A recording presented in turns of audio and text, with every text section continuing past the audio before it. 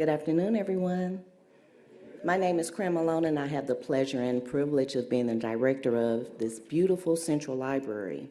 And it is my distinct pleasure to welcome you to this historic downtown library. This program is a great example of the ways in which we are transforming our library, your library, into an even more powerful force for learning and exploration. We are honored to host this special event, a discussion led by award-winning photographer Andrew Bernstein, who has graciously allowed us to exhibit in our first floor galleries a selection of his outstanding images of some of the top NBA players in action. Make sure you check that out before you leave. Mr. Bernstein will be talking with one of those championship players today, five-time NBA champion, NBA and WNBA coach, and former Laker Michael Cooper, and sports journalist Arash Markazi, a columnist, writer for the esteemed Los Angeles Times, and a professor at USC. Without any further delay, please join me in welcoming Mr. Arash Markazi, Michael Cooper, and Andrew Bernstein. Thank you.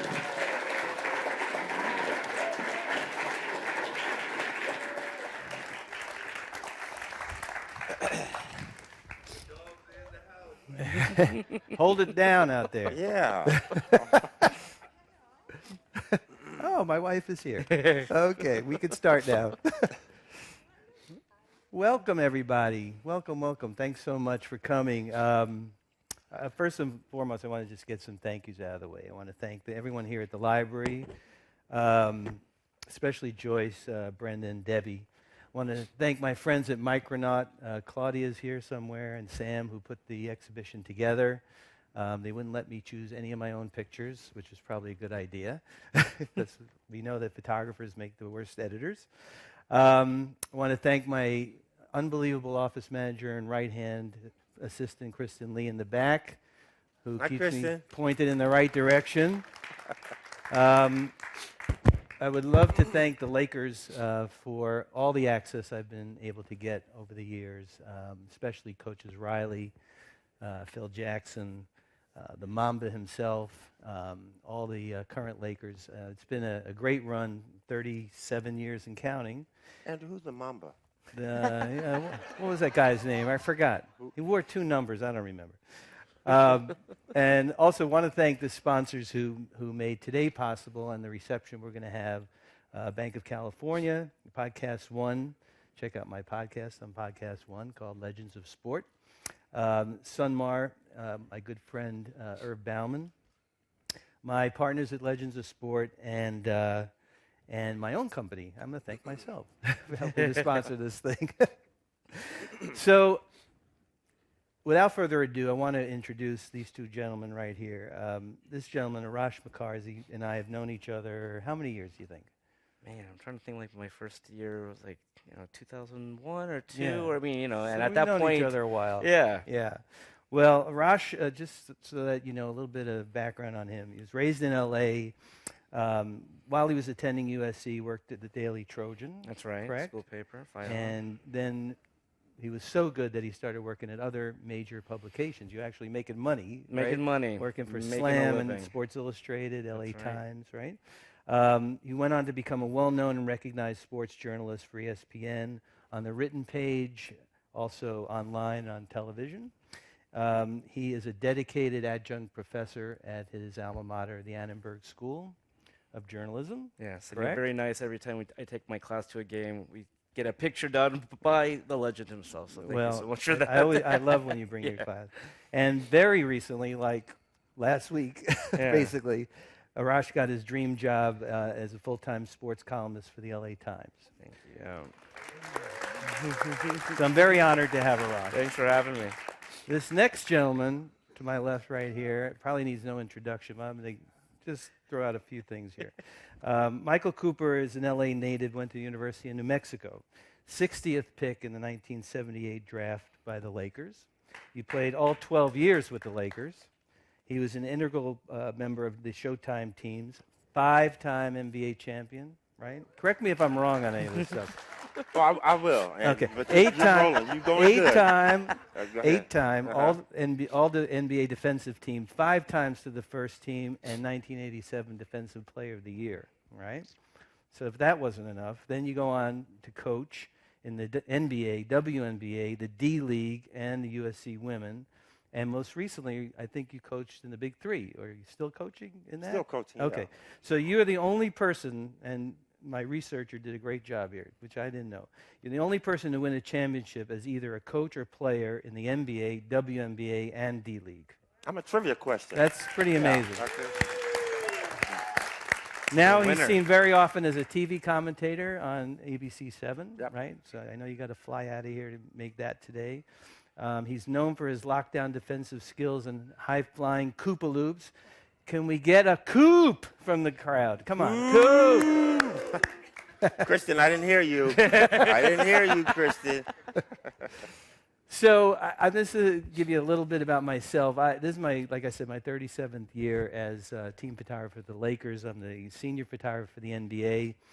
My career started literally, my first gig was the '83 All-Star Game, which was at the Forum.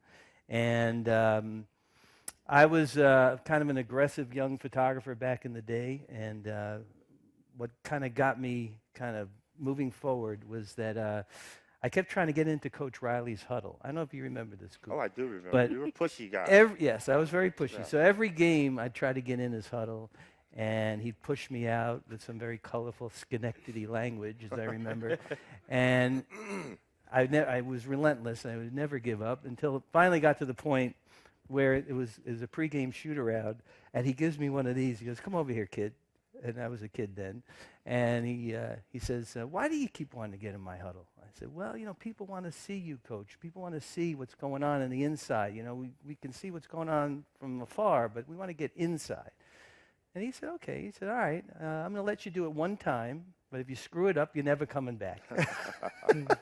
So anyway, 37 years later, I didn't screw it up, I guess. And the rest is history. So today, I want to talk a little bit about your history, Coop's history, my history, through some photos. This is... Now, we didn't recreate that. Yeah, that's pretty awesome. These guys have not seen these pictures. So I didn't know that. That's awesome. This is Arash keeping Kobe warm. Yeah, exactly. I got to make sure the seat's warm. That's awesome. This is you, by the way, right there. I tried the headband thing for a week, and during that time, I was talking to Phil. I'm sure he's smiling at what the hell's on top of my head. I think he actually said something about the headband there. This is what you were speaking about, one of your classes. This is like a highlight. This is the highlight of the semester for them, not only to cover the game, but to get to, take a picture on the court. So cool. Now we're going to go a little bit of Coop here. Yes. So Michael Cooper was relentless on the court. Well, by that picture, I was crazy. Yeah, you were a little crazy. You were yelling at somebody there, Coop. Yeah. I don't know what was going on there, but... oh, man. This is great. Hated that guy, Isaiah Thomas. I just wanted to slap him, bang him around. I hated him. But not only was Coop known for his Koopa loops and his lockdown defensive skills, he was known for the big socks, as anybody would remember, right? And I still wear them. That's awesome. That's amazing. I love it, Coop. I love it. Oh, yeah. Typical Michael Cooper, just keeping somebody away from the basket. The great and late Dennis Johnson right there. Can I tell you a little bit about that? I love this picture so much because, again, Dennis Johnson grew up here in Los Angeles area. Went to Pepperdine, came out early, and I kind of formed my game after him because he got drafted by the Seattle Supersonics, and they went on to win a championship in '79. So, and then Dennis and I had an opportunity to coach in the D League, and that's when he passed away. But that's one of the pictures that I loved the most right there. Yeah, I loved his game. He was a big part of that Celtic-Laker rivalry, really, right? Yeah. He always wanted to be my friend out there. I said, DJ, listen, you're a Celtic player. We can be friends in the summertime. Exactly. Oh, that's my favorite shirt. I still have that shirt anymore. Which one? The caricature, yeah. I love it. I love that. That's Byron Scott. He's probably one of the funniest Laker players ever on the team. Byron always had jokes.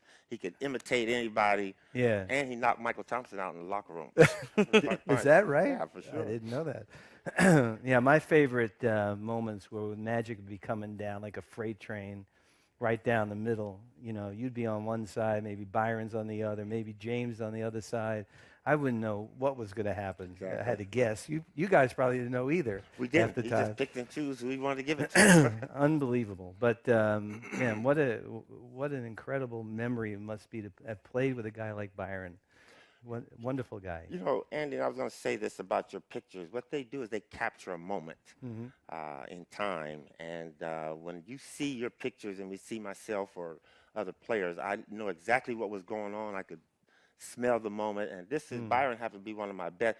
First, when he came with the Lakers, we were a little mad at him because, remember, they traded Norm Nixon away to get Byron, and that wasn't a happy thing at that time. So we gave him grief for about 3 weeks. But again, he fought through it, came on with it, and Byron is probably one of the best players, best shooting guards I've ever played with. So for sure. Those moments are, those are.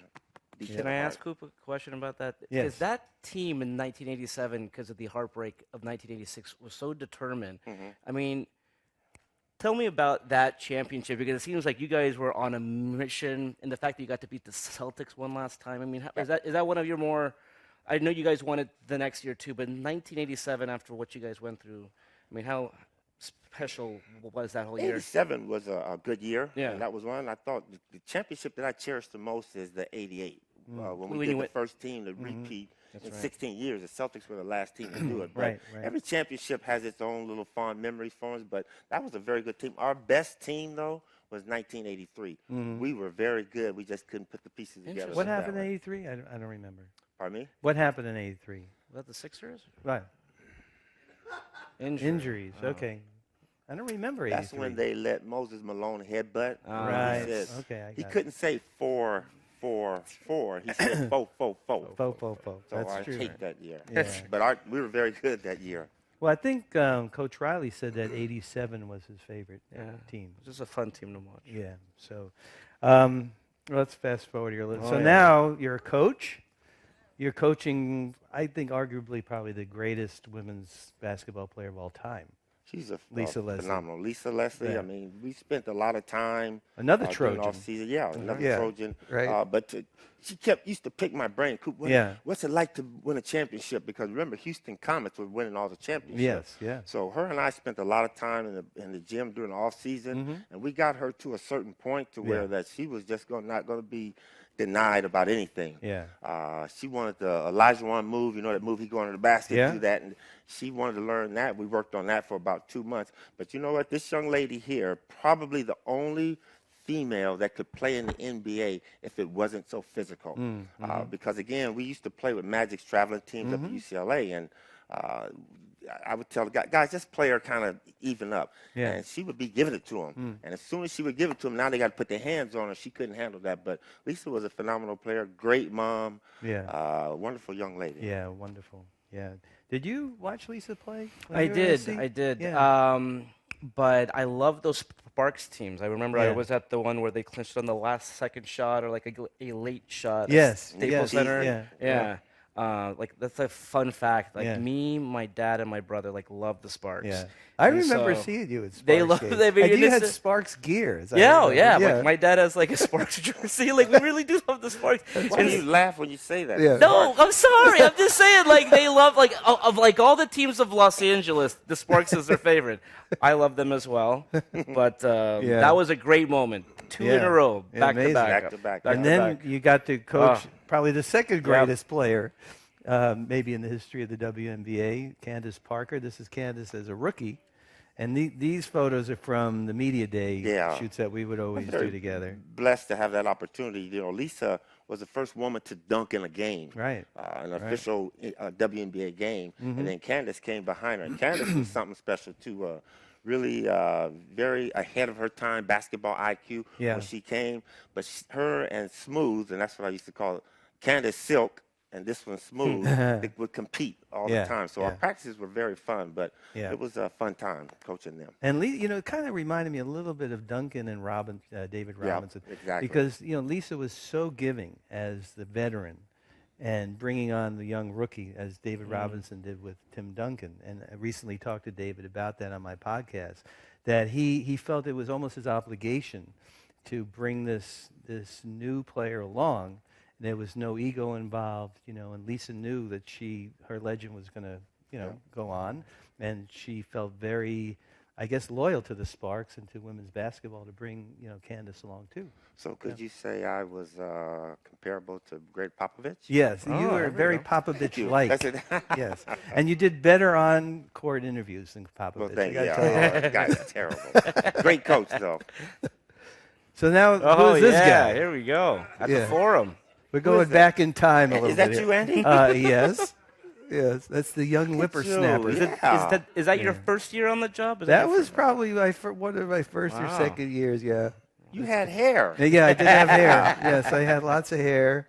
And those are the only 2 cameras that I owned at the time. And the only 2 lenses I owned. Amazing. So what a great place, the Forum, the Great Western Forum. Oh, yeah. I mean, we recognize it immediately from the orange seats and everything, right? And this is an example I talked about earlier, just getting in the huddle, right, Coop? I don't know what you're doing, tying your shoes, or maybe you're untying somebody else's shoes. No, well, we're listening. Yeah. One of the bad parts about being part of Pat Riley's huddle, we never got a chance to watch the Laker girls. But we always want to look, and we kind of like look out the corner of your eye, and then Pat Riley would go. So, but you know what? One of the best coaches I've ever played for, Coach Riley, he was a man of attention to detail. Really, really detailed coach. Absolutely. And hair never out of place. Never. All right, so you remember we were in Boston Garden in 80, I remember it was 84. It probably happened in 85 as well, and it was so hot. Do you remember the game started at 9 o'clock at night? And it's given that they were pretty sloshed by the time, the game started. But it was probably 100 degrees in the building. And Coach Riley would never take off his jacket. He had sweat coming down, like dripping off. But the hair was never out of place. Oh, yeah. Right? Never. Never. This is actually at awesome. Boston Garden. I ventured up to the catwalk to take that picture. And, Coach Riley, one of the great things about him, he always challenged us as a team and as individuals, especially during the course of a game. Sure. If he didn't see you playing, he would come up with some kind of motivational tactic to say the right thing to you at the right time.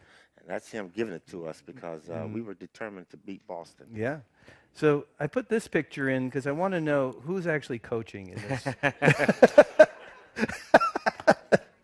Right? Or it looks like Riles is pointing somewhere, and Magic's saying, no, do this. Right? Well, in the course of the game, we're going to listen to Magic. the timeout, we'll listen to Coach Riley. Right. And real quick, those Converse weapons, my all-time favorite sneaker. Yeah. That was like the coolest thing I ever got. You like those? I like the look because all the top players had them, right? Like the Bird had them black. Yeah. Those were the ones I wanted. Yeah. Dr. J has some nice Dr. ones. J, exactly. But we won't talk about him. Right. So I asked Arash ahead of time, which was one of his favorite photos of mine that I shot. This is my favorite. And you chose this one. I just love, because I had it up on my wall, and when you guys won the championship, there was like a behind the scenes of that, and you guys were like having fun on the boat, and that's just, I love that picture. So great. Yeah. You know why we took this picture? Because Pat Riley wanted to be like he wanted to stand up there. And no one else could stand up there with him but Burka. Well, the history on this is back in the day when the players were a little bit more accessible, let's say. We would do the standard team photo, right, on the court, which every team had to do. And then the Lakers would get a sponsored fun photo. We would go to the beach, or we brought the beach into it was like the Forum. Miller Lite or some beer company was the logo on it. Is either Miller Lite or Denny's or whatever.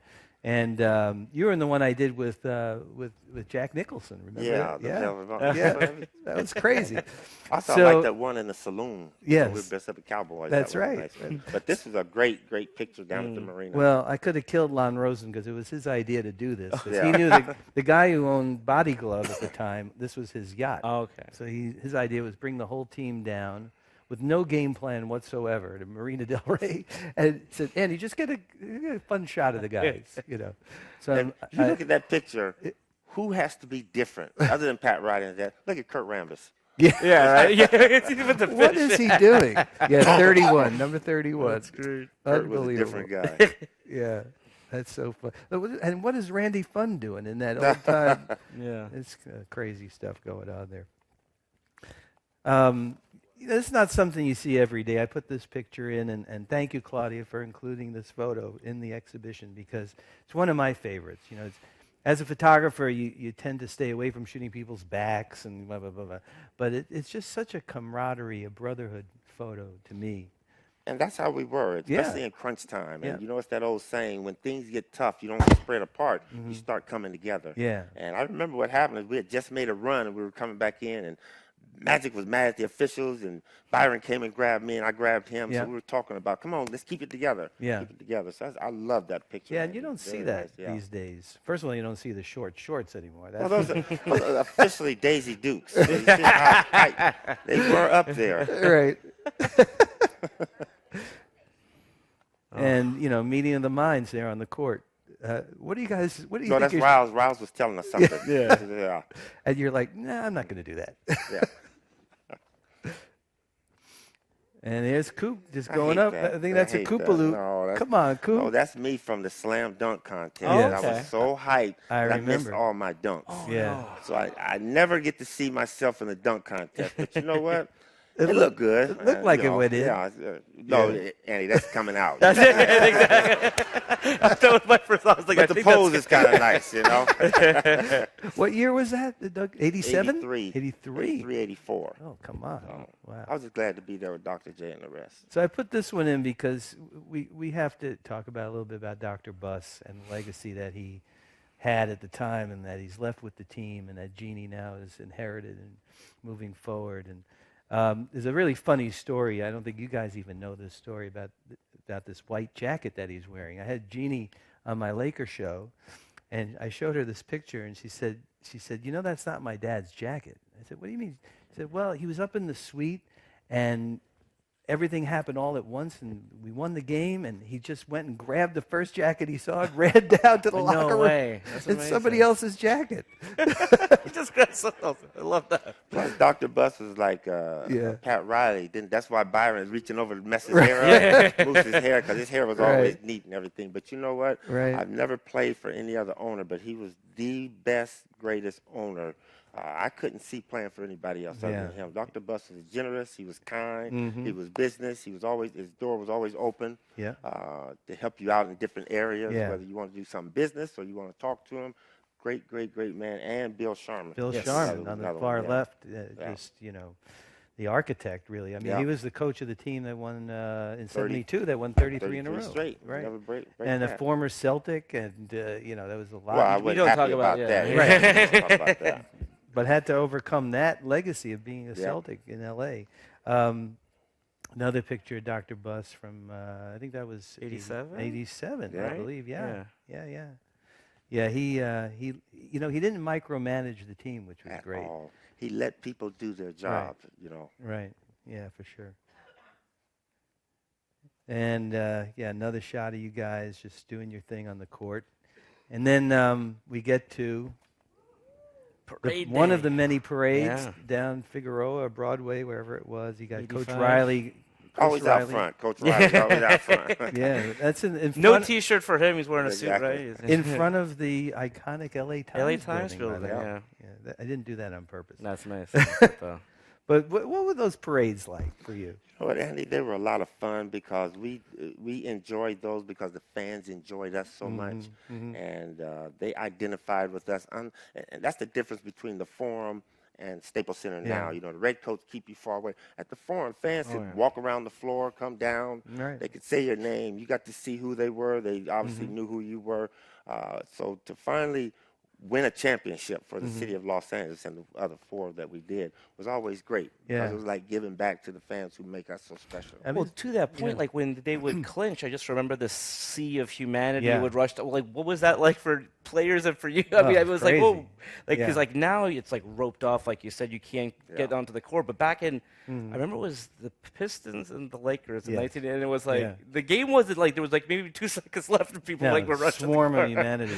Did I you was have in to try Boston Garden once when the Celtics won in the Garden. And that's what I didn't like, because again, it's fun when your fans That's are right, around you, but when it's the other, Boston, you try to be throwing elbows to get out of there. Oh yeah. Kareem literally was throwing I elbows to remember. get out of There's the locker video room. of that. And I'd be out there having to do my job, trying to get pictures of that stuff. We just saw that at the Super Bowl after that huge scrum at the end. That was nuts. But I was always shocked about how many people actually came out to these parades. I mean, 300, 400,000 people. I mean, unbelievable. But it's a great, the connection that team has with the community and the city, and the majority of people can't go to the games. So this is like our chance to we're gonna see Michael Cooper and Magic Johnson and Byron Scott. So I love the parade. It just brings the whole community together. Yeah, for sure. So I want to go to a young Arash. I went to 2 camps as a kid. Magic Johnson. This is a young Arash right here. You're so cute. Look at that. What happened to me? You were so cute. I was it was my first time away from home. It was Cal Lutheran, right? And I was homesick, but I managed to smile, and I was so excited that I got to meet Magic Johnson. Was that in Santa Barbara, Thousand Oaks? No, this is the Thousand Oaks. Thousand Oaks. And do you want to know that I took that picture? Did you? Yes. That's so awesome. Yeah, that is very cool. I used to shoot those camps. And Lon Rosen's I used to get those T-shirts, so now to know you and Lon is pretty amazing now. I could just bite your jaws. Look at that. So let's go to the Shaq and Kobe era. Oh, yes. And this is kind of the era that you pretty much grew up in. Yeah. Right? I mean, so my love of this team began with Cooper and that Showtime team, but in terms of me actually being able to drive to the stadium, the arena, and this was my team, Yep. And you would go with your family or what? Yeah, I mean, that was still a situation where we could only afford to go a couple of times a year, but it was always a big deal, and I would kind of plan my life around those games and get to watch it on TV. And I remember when I was younger, we didn't have cable, so I was those home games on Prime Ticket. I was I don't know how I'm going to. We finally got cable, and I got to watch the team play at home. And this is from the first championship, actually. And that was the moment when I knew Kobe was going to be not just a good player, a transcendent, great player. Because remember, Shaq fouls out, and they're behind, and Kobe's calm down, it's on me, I was oh. Well, that's when he had the sprained ankle. Exactly. Remember? Yeah. And Shaq had to carry him in. I knew Kobe was going to be good when I had to work him out when he was 19 years old. Awesome. Lakers brought him in there. That's when I knew he was going to be so good. So you were at that workout? I didn't know that. Yeah. I didn't know that. That's awesome. There. But you know what? I was an old man then. I wished I was 23, 24. I could have went at him. But the one thing that amazed me about Kobe, at being 19 years old, he was able to maneuver and get to where he wanted to on the floor. Yeah. Not a lot of people could do that. No, and again, that just shows you how wise and how high his basketball IQ was. Yeah, at that well, it's time. interesting you say that because he talks in the book that we did, the Mamba Mentality, about how he studied photos, my photos, other people's photos, the videos that were sent to him in Italy when he was a kid, when his dad was playing there, and then when he moved to the Philadelphia suburbs, and he would break down other people's games so that he could almost mimic what they were doing, then took it to another level. And then later on, he would ask for photos, and I would give him photos, just thinking he wanted prints. But I found out much later, when we put the book together, that he was actually breaking down the photos to see what he did wrong in them, or did right, so that he could up his game even further. I mean, the guy was unbelievable. Yeah. When was the first time you covered the Lakers? What was this was? So I was year? Freelancing for Slam, and so that was the Karl Malone, Gary Payton. That was 2004. Yeah. And so that was pretty thrilling being able to cover them, but that was such a unique season, right? I mean, because Kobe was flying back and forth, and right. Carl got hurt. Carl got hurt, but Yeah. I mean, listen, I still think people think about that team as a disappointment, and yes, that they didn't win. But I was like, they got to the finals, and I still think to this day, if Karl Malone was healthy, at least that's a series. Yeah, I agree. At least it comes back for Game 6 in Los Angeles. Right. But without Malone, and you didn't have a Horace Grant Yeah. or like Rick Fox, I mean, they had no front line depth. Then at that point, it seemed like everyone was going to go their separate ways. Yeah, too, it seemed like Shaq and Kobe were not Yeah. really on the same page at that point, right? Yeah, for sure. And Phil couldn't really keep them together. It was unfortunate. But you're right. It was, and I felt bad for Carl because that was his one shot, yeah. really, his last shot, not his one shot, because he had a couple of finals before that he lost to the Bulls, and then Gary, he ended up winning with the Heat, with right? the Heat. Or, yeah, That's correct. Okay. Yeah. So oh, nice. one of my crazy portrait ideas. You will not believe this. Coop, you probably don't know this, but this was shot. Remember the 12:30 games you guys used to play in the Celtics on a Sunday? We'd circle that date on the calendar. This was shot at about 11:45 before a 12:30 game. You imagine it nationally? You imagine doing that today? I mean, that would never happen. But somehow the PR guys, Jeff Twiss and Josh Rosenfeld, got these two guys in the old spare locker room across from the visitors. I had him for about 30 seconds. And the backstory on this photo is that my idea, this was for the cover of Inside Sports Magazine, my idea was two fighters, staring each other down, like the million boxing posters we've seen. They're going to stare each other down with the trophy, the prize in the middle. It's on a pedestal. And I told them, okay, that's what I want you to do, fellas. And 1, 2, 3. And then they just cracked up. They couldn't, They couldn't do it. I took the picture. I took one more picture, and then they ran out to the court. Well, Magic was laughing because Bird's shorts looked a little bit shorter than his. That is really... And Larry was laughing because, but those two really, really became good friends when they shot that commercial. Yes. Like that after that, because they were going all the way back to college. Yeah. Heated rivals, and they competed against each other. And you made a great observation. These two players never guarded each other. Never. As great as they were. Obviously, I would guard Bird or Magic. James Worthy or Jamal, and then Dennis Johnson would always guard him. But every now and then on a switch, those two would meet together, and the photo out there was a perfect example of that. Thank you. So, Coop, do you think any team or any era really could rival Showtime? No. I mean, we've seen some great teams, right? I've seen a lot of great teams, but during the 80s, in that decade, all teams were good. Yeah. And all teams were fighting for a championship, kind of unlike it is now. But again, the NBA goes through different eras and different changes and different styles.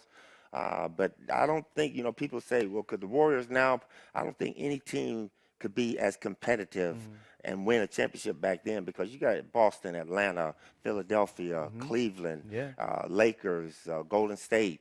All them teams were very, very solid and good basketball teams. So Yes. it was fun to play. There was teams like and they let us put our hands on you. Right now you can't touch anybody. You can't breathe on exactly. a guy. Right. Yeah, it's true. I want to talk a little bit about Coach Riley. This was just a crazy picture I shot at City Hall, where he predicted about going back to back. Oh, is that where that happened? Yeah. And then Coach Jackson, and this to me was one of my more special moments, where Phil and I were working on our Journey to the Ring book in 2009 and 10, and he allowed me to come into the locker room before his speech to the team before Game 7 of the finals. Oh, is that what? So, nice. To be able to be a fly on the wall for that, for him to allow me in there was pretty remarkable. And give me two similarities of those, Pat Riley and Coach Jackson, two that you think that were positive and two that you think were negative. Well, positive was that they had this cachet about them. They just had this air of respectability, like they commanded respect. I mean, they had a resume behind them. Phil came to the Lakers, he already had won 6 championships. So they didn't have to prove anything to anybody. And the other thing is that they're hard scrabble guys. I mean, Phil grew up basically in the mountains of Montana, and had pretty difficult, meager life growing up. And then Pat, on the other hand, grew up in Schenectady from a real working class blue collar background, and they were tough dudes. Yeah. And when they go up against each other, that was always pretty classic, right? But I wanted to ask you, Coop, did either of these guys influence your coaching style in any way? And can you give us a couple of examples? Obviously, I never played for Coach Jackson. I like the way he commands respect and for the game. Right. But Pat Riley would be more so with me. Just the attention to detail in practice, how to schedule a practice. Pat Riley wasn't big on 2.5 hour practices. We practiced for like an hour and 20 minutes, but we got it in. You got it hard. And then we would go 2 hours, but the rest would be shooting. And like the Lakers should do now, shoot free throws because they're last in the league. But that's another story. We won't talk about that. But again, I think Phil, just the fact, the way he commands that sideline when he's up there, and the way he commands the huddle when players come back. But Pat Riley is where I took a lot of my coaching philosophy and the things that I do. That's good to know. Arash, what about covering Coach Jackson? I mean, it was kind was of a surreal. crapshoot most of the time, right? You know, because you're talking about a guy that I grew up, I watched him with the Chicago Bulls and actually like cover him. I mean, at the beginning as a young reporter, and when I was starting to cover the team, I was still at USC, so like I'm very nervous. Like, this is Phil Jackson, for goodness sakes. But I recently did a column that's saying that there should be something, whether it's a statue or a flag. Within Staples Center, Bill Sharman, Pat Riley, Phil Jackson, 3 coaches who are Hall of Fame coaches. They won championships here. There should be something to honor what those 3 men. But Phil was definitely someone that I was like, man, this I gotta have a good question. I mean, you should always try to have a good question, but I was like, I can't walk in there with can you talk about this with. Greg Popovich is the same thing. You really have to plan those questions and make sure that they're really good and direct and to the point. I would always feel for you guys because I knew Phil's body language. And he'd lean on the podium and he'd give you that look like your dad is looking at you. Are you kidding me asking me that question? I right? know. Yeah. That's like the worst feeling. I'm like, oh, shoot. You do know the Bulls didn't win a championship till the real Lakers left. I know. Okay, I know. You know that. So he wouldn't have been a non-entity at that time. Still like Phil Jackson.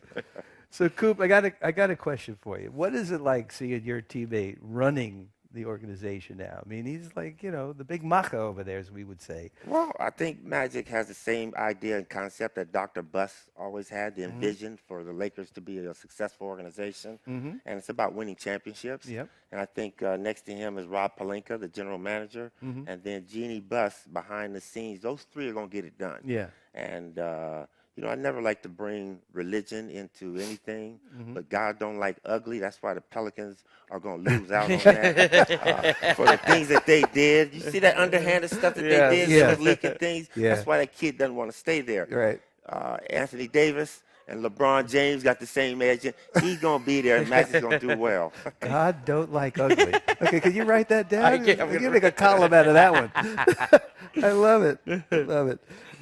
So here we are, and now we can call it the LeBron era. That's his first game, right? This is his first game, and folks, this isn't even the entire media contingent. I'm on a ladder. I'm on a 10-foot ladder trying to, get this overall shot. How do you separate being a lifelong Laker fan? Right? Now you have to cover them. You have to be critical, right?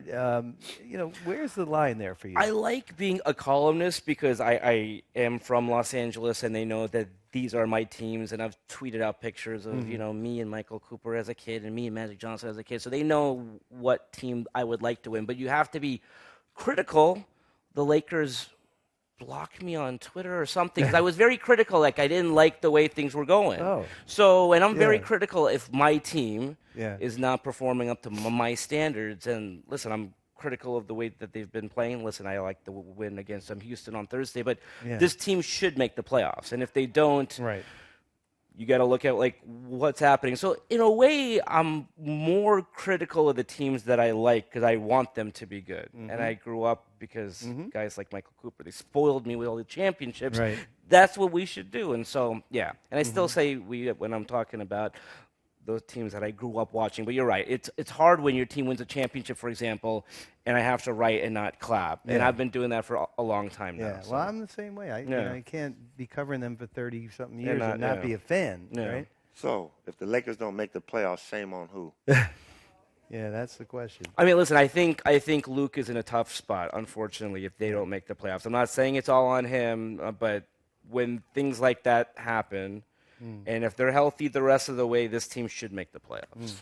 And I have a question, both of you guys, about LeBron. This actually was his first official basket as a Laker.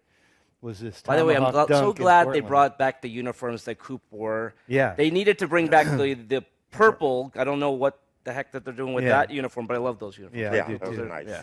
But do you guys, I mean, how do you guys each feel about LeBron and his legacy? I mean, does he need to win a championship in L.A. to be considered one of the greats of the all-time greats of the game?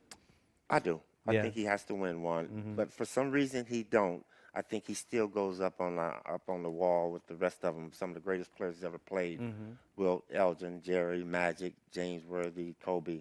Right. But we expect championships here, so he knows he's in under here. But, you can tell that he's slowly but surely getting it. He doesn't have that vigor and that stamina that he used to have as 4 or 5 years ago, but he still has what it takes to get the Lakers over the hump. He needs help. And if these kids would come on and step up and come and play, like you can see where he's talking to them and them getting better. I think this Houston game was a big win after the All-Star game, so let's see what they do. Yeah, for sure. I think he's a top 5 player regardless of what he does here, but if he wants to be remembered and loved here in Los Angeles, he has to win at least one championship. And then at that point, you're part of a fraternity of great players. Yeah, he has to win one. I would agree with that. I think he's a phenomenal player.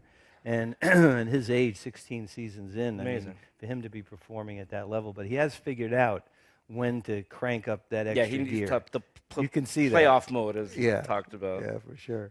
Well, fellas, it's been a great conversation. So we want to get Coop out. I want to thank both of these guys for being part of this today. Thank you.